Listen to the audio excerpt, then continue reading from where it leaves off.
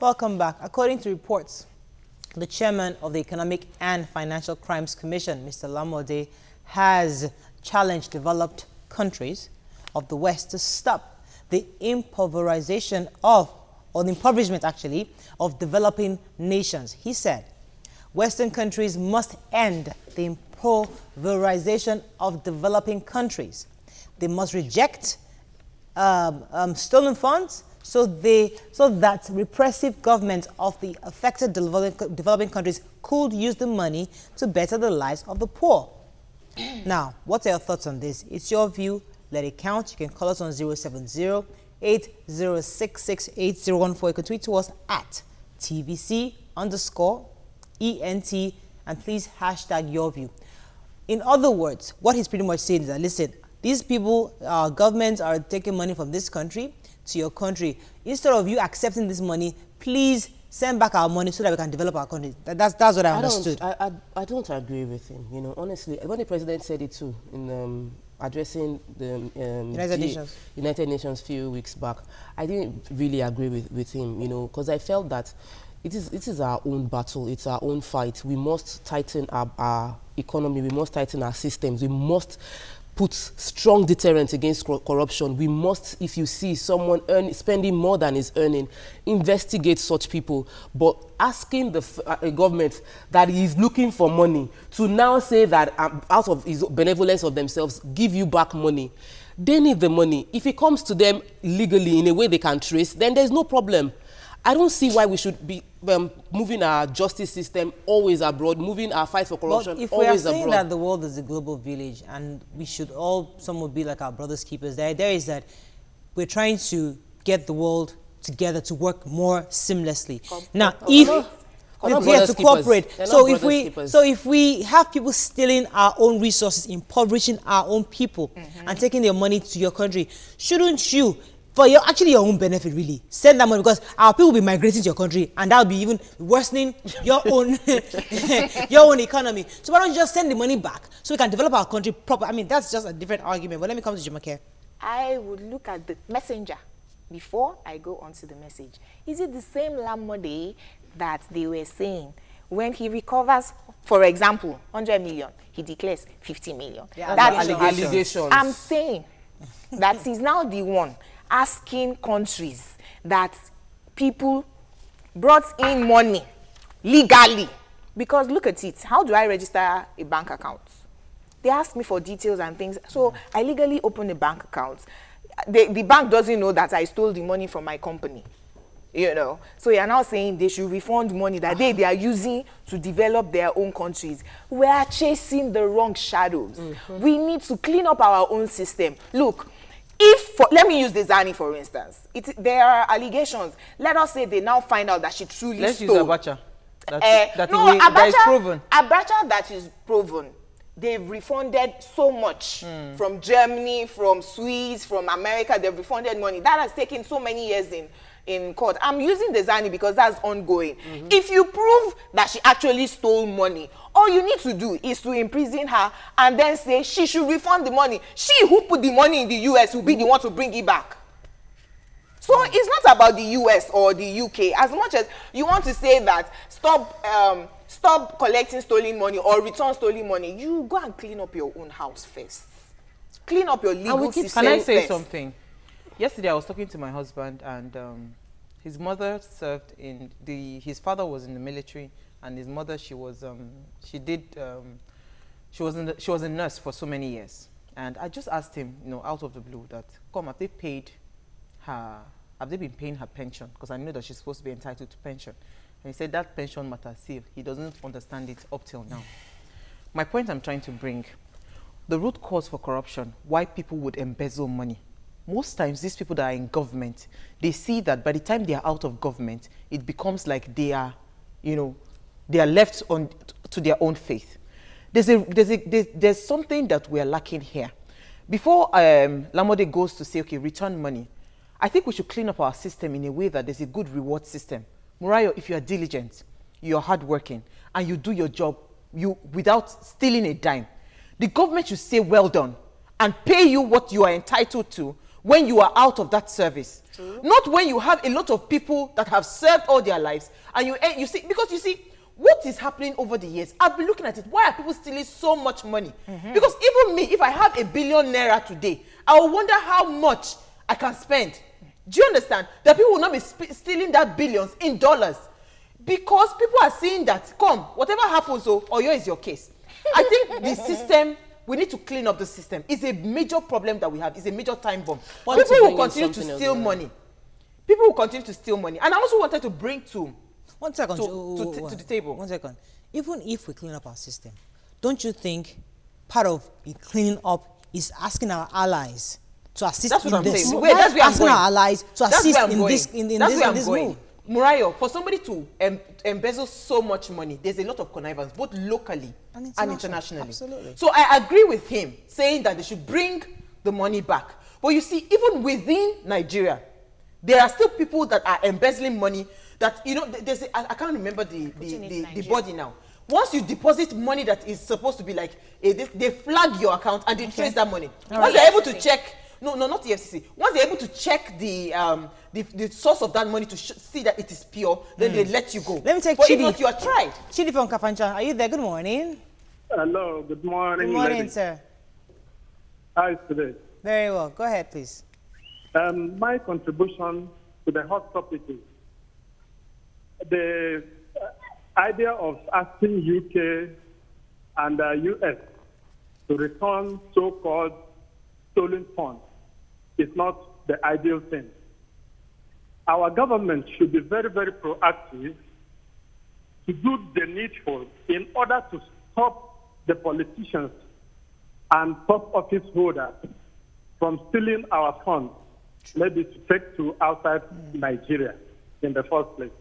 So I want to believe that when these loopholes are plugged, then it will be difficult for anybody to take Nigerian money to outside countries. That's all. So what the government should do is to stop, to discourage everyone from taking our funds outside our shores. That's all. Thank you very much. Thank you, Chris. I'd like to say something. When we talk about allies, the only reason I would want to come and partner with you, Murayo, that I'll seek you out to become an ally is because you have something I want. It is not because I want to be nice to you.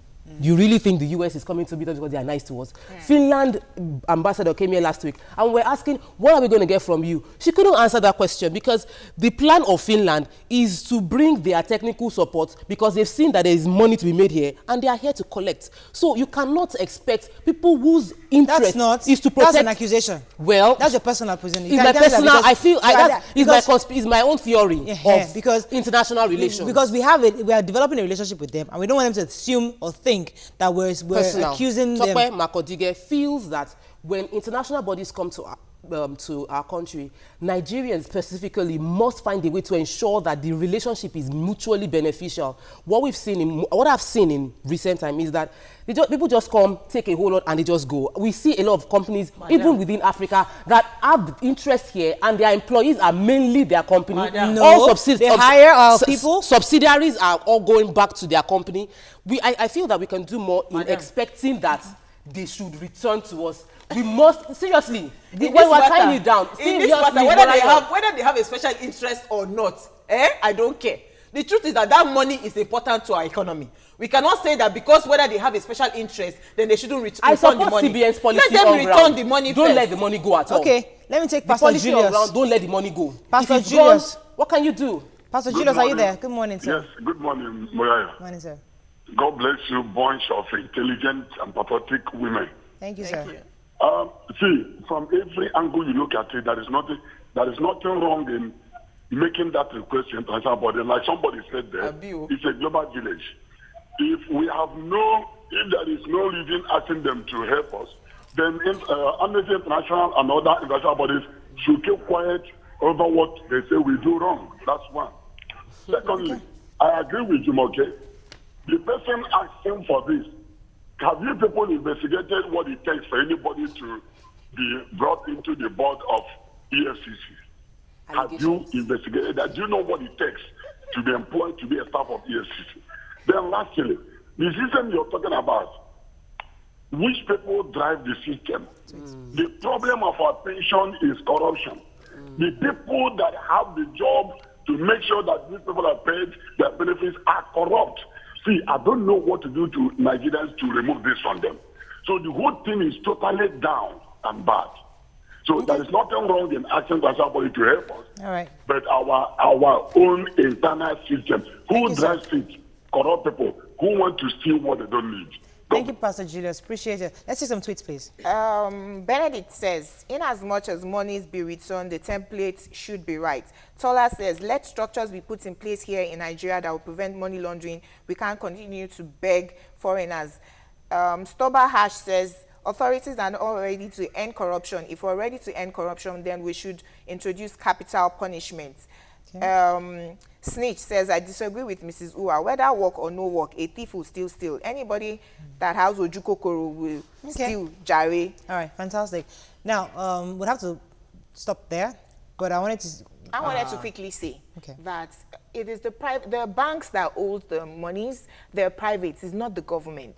So it's a white elephant wish. No, not really. No, it's the banks that hold the money, not the government. Yes, even if it's the bank that hold the money, because they have a better system there, the government can actually tell those banks can make policies to get the money back to the All country. Right, we have to leave it there, but I wanted to say something very important. Right? I'd like to just remind our viewers, very important, that we're not professionals. We're just women, regular women. And what we talk about is when you go out there, you see traffic, you talk about it. This is what I experienced. Now, what we expect from our viewers or even the politicians out there is, listen, okay, these people have mentioned this. What happened in that Lekki place? What happened here? What happened? Let us solve the problem. So we know that traffic has always been there. It's always been there. Even during Falashala's time, it's been there. Of course, it's been there. But the idea is that we have government in, and we're saying this is what our daily experiences are. And we want them to solve the problem. So nobody's saying it's somebody's fault. We're not pointing fingers. We're just saying fix it because you've been voted in to fix it. That's it. So let's not make it. We're not political. We're not political. We don't know anybody. We're not in the development party. We are just regular women that go out every day and come back and say this is what we see our problem and we say it. That's all we can take. When we come back, we're going to get softer now because there's too much tension in the air. Planning a wedding within your budget. Stay with us. We'll be right back.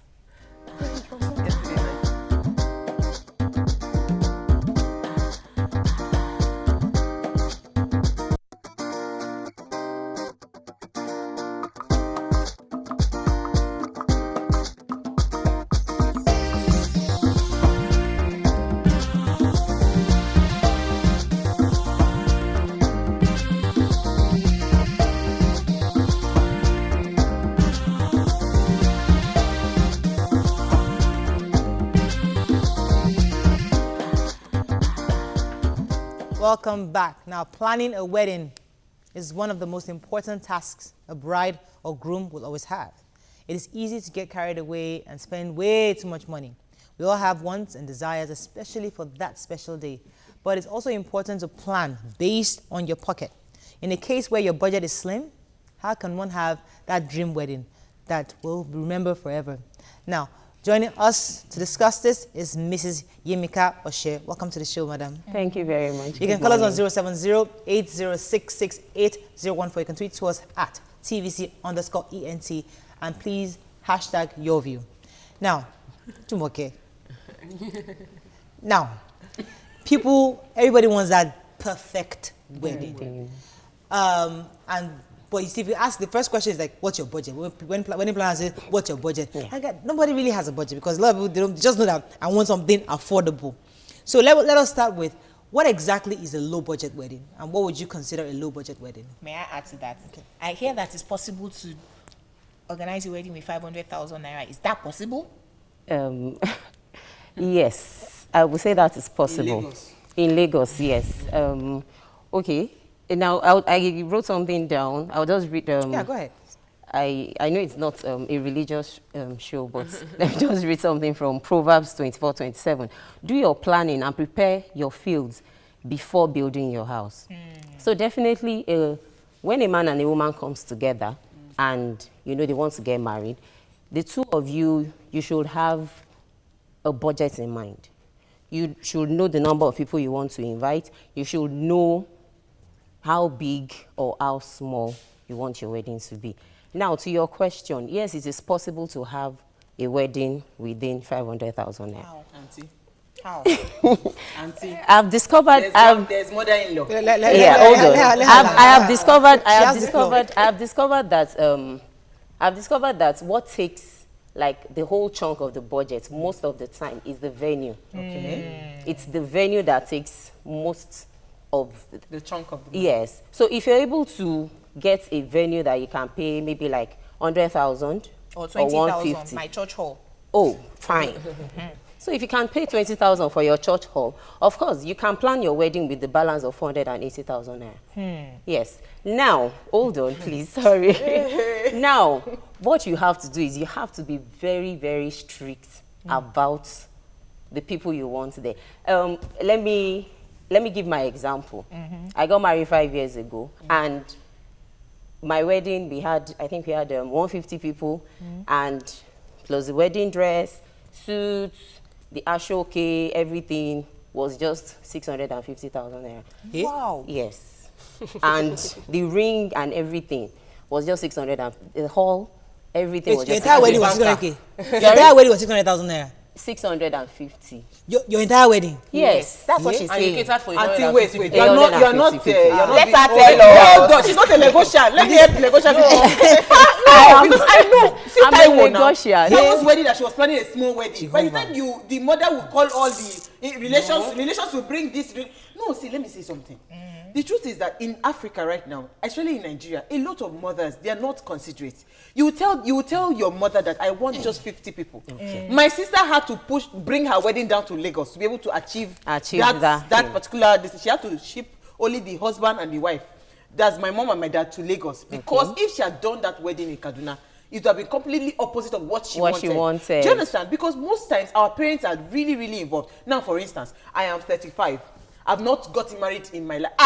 Then there's now a Prince Charming that has come. You will now tell me that my mother will not say no. It is like a joy to her. So she wants to bring the whole world to come and see that her daughter is getting married. That's why she's a pro, and she's advising you. That's why. From my own wedding, I have enemies. Definitely you will have people that you will offend, even if you invite the whole world. Now let me tell you something. My wedding, I did the wedding program. I typed everything myself. You know, I got my brother to print it out for me. So at least that saved cutting costs. Yes, that saved a lot of funds. And yes, my father-in-law wanted to tell everybody, but we were strict with them. We had to tell them, okay, see, these are the number of people we want. We don't want a big wedding.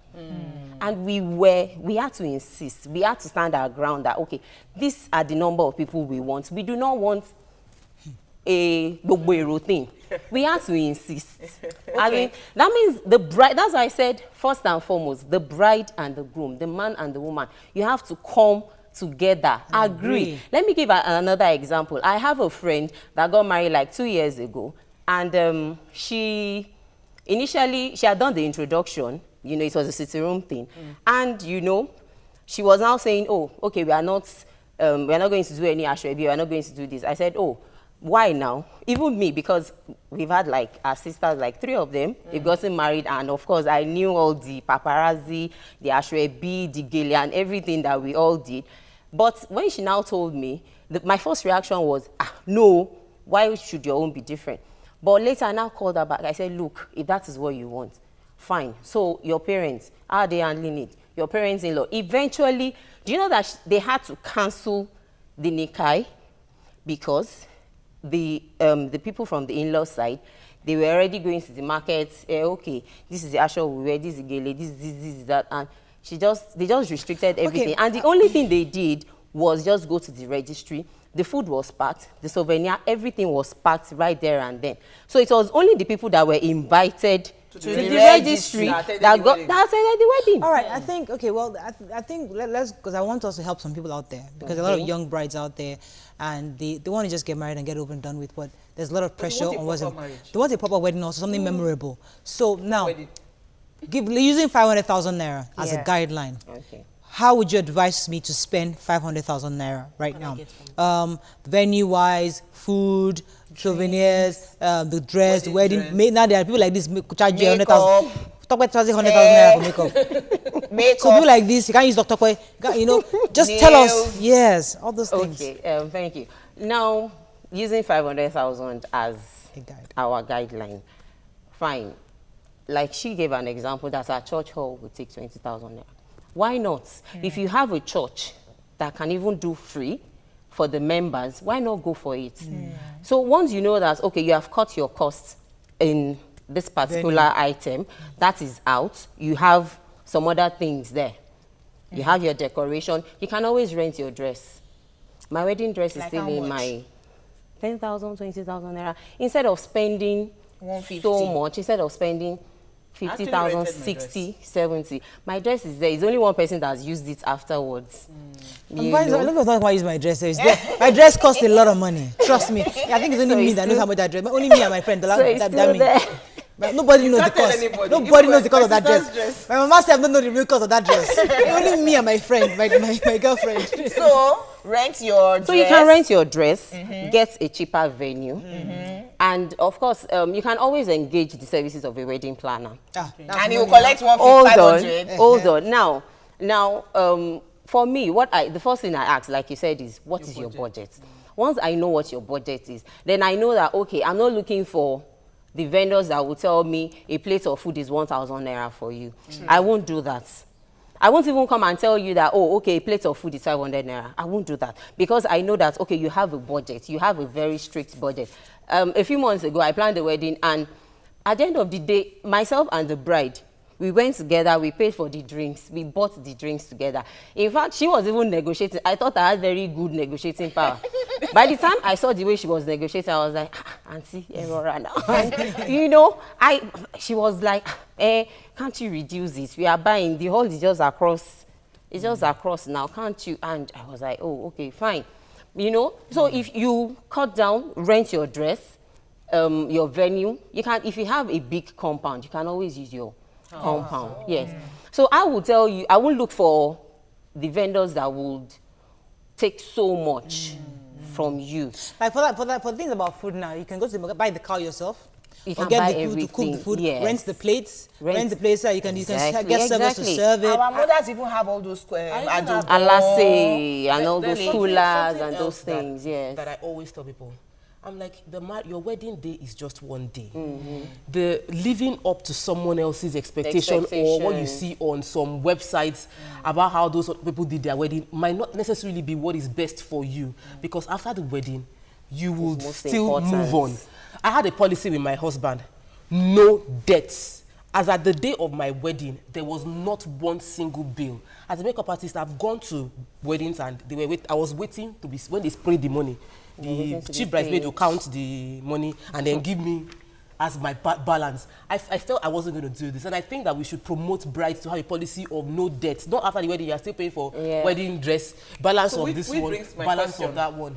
Now, for somebody that is under pressure to actually have a big wedding, she's strongly under pressure. I mean, this one, she cannot escape it, and she doesn't have the money.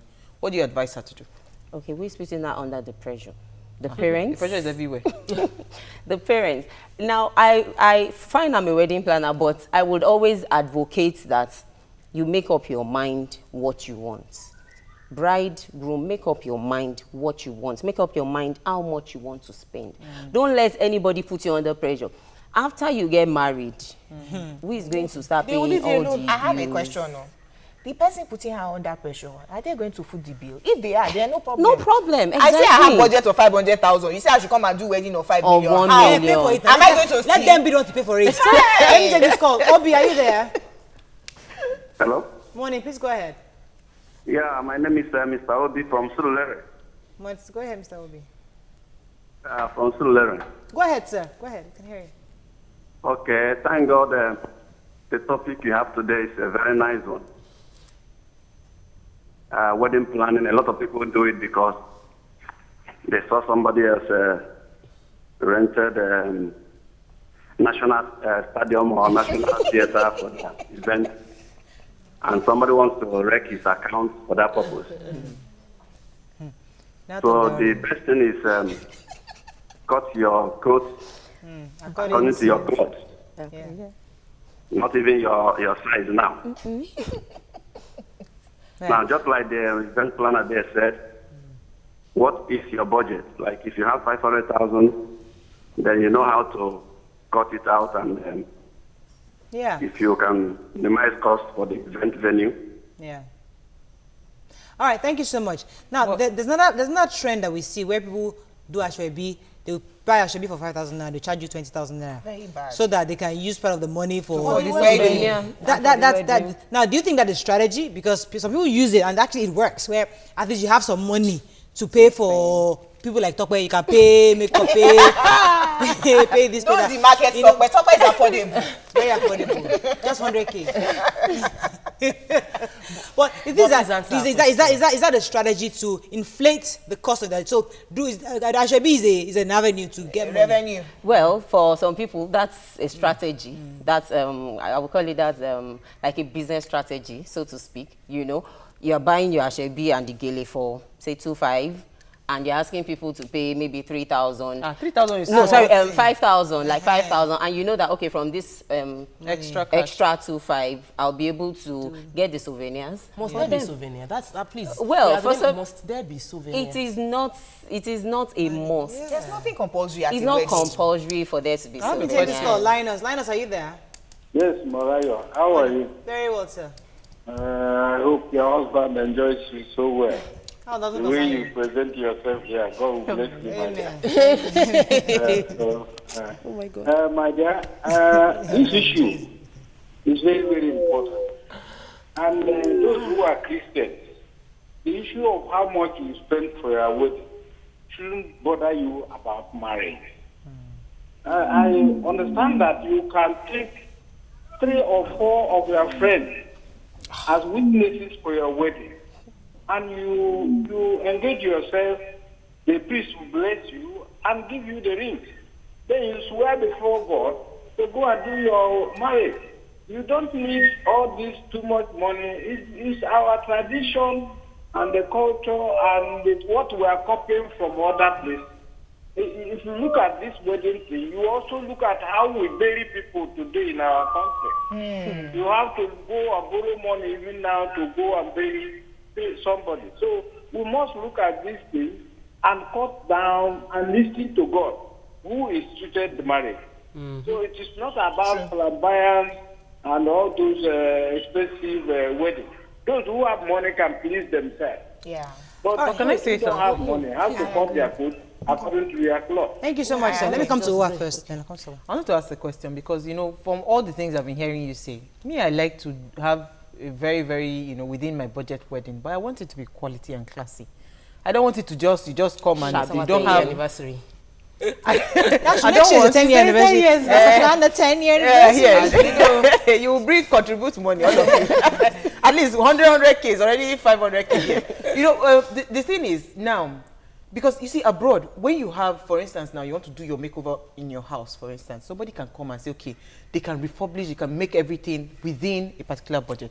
Now, if I have 500,000, does it mean that it's going to be local? Don't we have very, very, I know for food we can get cheap vendors. Even the quality of the venue, quality of the decoration, can't we have it at a very, very, must it be, okay, must it be expensive to be, let her to be answer, beautiful? but let me take a call from Zaria. Muhammad, are you calling from Zaria?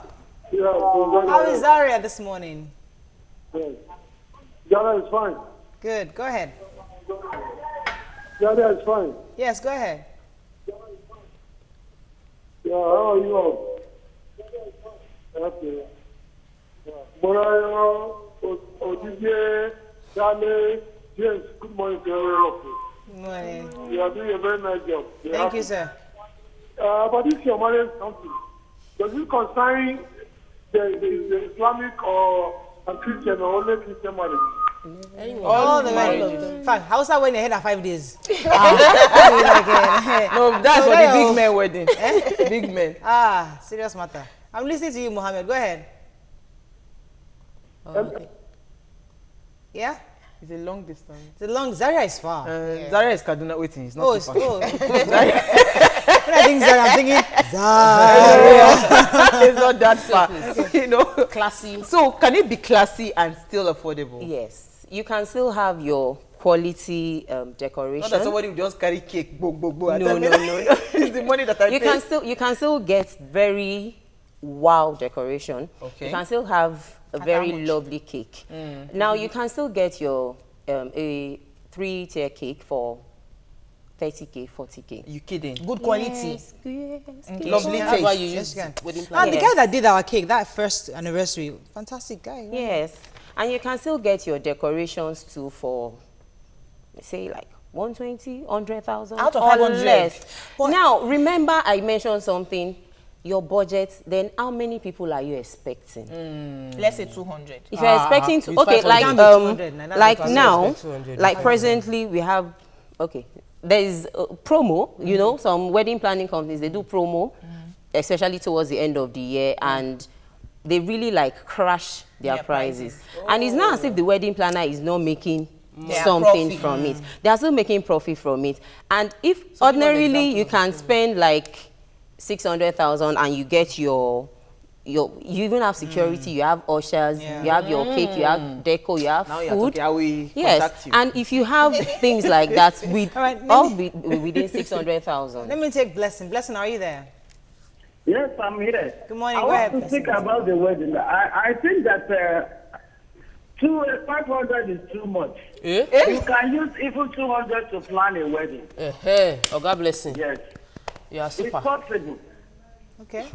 So with less than, if you're talking about 500, I think you are frightening people. With 200,000, you can plan a very different wedding. Okay, Blessing. People are super. Fantastic. But I think what is also important to note is that wedding is about you and your husband, period. And I think it starts from the decision. If you want a classy wedding, you can still get a classy wedding. But you just need to make that proper planning. You can get 50 fantastic people that are close to you to come to your wedding. Count your in-laws, count the closest people, your best friends. You don't need the whole, the whole team from church, the whole team from fellowship, the whole team from the neighborhood. Now, pick 50 people. Get your compound. Then call in favors.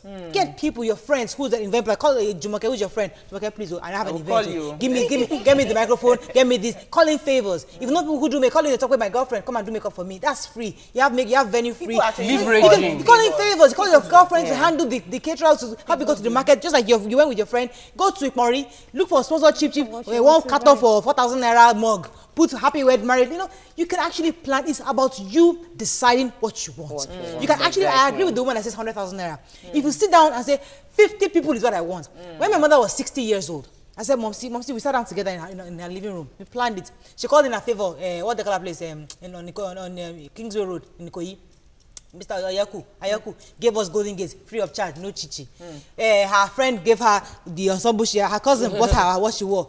The food, everything was paid for. We called in favors. In fact, that party was a classy. And I say classy, I mean classy. We called in pastor's wife, Pastor Ito's wife, Elizabeth R. Handled the decor for us, shishi, no, free of charge. Fantastic. Ushers came in, shishi, free of charge. It's The point is, call in favors. Tell people, your friends, your girlfriends. So everybody. This brings to a point to my mind. I was waiting to say something. She's been waiting. Yeah. I've been waiting. Now, I noticed something, and I tell people, I said, your true friends will not mind when you tell them, this is my budget. I cannot afford to invite you to this wedding. This what we're doing is strictly for my family alone. If the person is your friend, the person wishes you well, he will not get angry. For those that get angry that you don't invite them, or are angry because you did not give a shebi, or you didn't do something special for them, they are not your true friends, and you don't need them around you. I don't want to lose this call. Agora, are you there? I'm so sorry. What Mariah was saying. So, leveraging and expressing yourself. There are two weddings that just took place around me, and it played out in two different ways. You will not say, you don't have money. You don't be vocal about what you need. I won't know how to help you. People might be willing, they might have people that can help you do things, but if you don't say it, they cannot help you. And the life is about, before you get married, you must have already had people that you've invested in their lives that will be willing to help you out. That's the point. If you have actually been, if you've given people something, thank you. They will help you. That's my decoration was free. Yes. My cake was free. Yes. Venue was from my mommy's church. Period. All those things will pay back for you. Exactly. I can't do an event today and have to hustle myself. I know a lot of people come to me. That's free. Live your life giving. Because it's time for you to collect it will be with ease. Yes, even if you don't have, maybe you're not planning to collect. I'm just trying to say what Muriel said is very profound for me today, because if you're able to call in those kind of favors, it tells me the kind of person you are. Do you understand? It tells me the kind of person you are. So I mean, if you've had very, very good relationship, it will show out when you want to do something. Because you have to co-storm right now. I don't even think that we ought to have big weddings because everybody's expecting it at all. Exactly. The wedding is about the family members. I want to do 10 years wedding. As far as we can come. My husband will be having hypertension. Because they know your mouth is like so this. So now they can head this one. You know what? Let's go on a boat. Let's get a boat. Rent a boat. I'm telling you, you go on the water. You do the ideal on the water. And we create an island. We create an island for you on the. Oh my God! I can just think about it. Yeah. Tweet. Kate says, most people tend to follow trend and friends when you know that you can't afford it. The best way is staying true to yourself. Bushra says the topic made sense, but some can't escape it, like Uwa said. It has to be classy, except it's a family thing. Blessed Work says, you ladies are on point this morning. Wedding talk on air, I must marry. Michael says, wedding is for a day, while marriage is for a lifetime. I did mine for 500K. Let me let our guests say have the final word. So, on the final notes. Okay, on the final notes, I would want to advise that bride and groom, husband and wife, man and woman, once you decide to get married, please have a budget. Have a budget of what you want to spend, how many people you want to be at your wedding. You should be ready and prepared to offend people. There are still people that will still tell me, oh, you didn't tell us you were getting married. I say, oh, I'm so sorry. You should be ready to offend people and be ready to apologize to them that, oh, I'm sorry. We had to, we had to plan something very little. That's why. And just to add a bit to what Tokwe said, that just also plan with the fact that I don't want to have any debts afterwards. Exactly. So anything that's going to cause me to have debts, scrap it. No. We don't need to have it. So no boat cruise. No boat. We can afford it. Confess it. We can afford it. I can afford it. We go to Dubai, Hey, on that Palm Island. We'll run away if I get All right, that's all we can take on the show today. I think we had a fabulous time. Don't forget to watch later at 9 o'clock tonight. And also, the best cure for breast cancer is early detection. Please get tested today. Have you gone tested, anybody? Have you gone tested? Breast cancer? You done? I have. Yeah, very good. Well done. I even did cervix and all of fantastic. it. Well done. All right, see you tomorrow. Bye-bye. The show has ended you.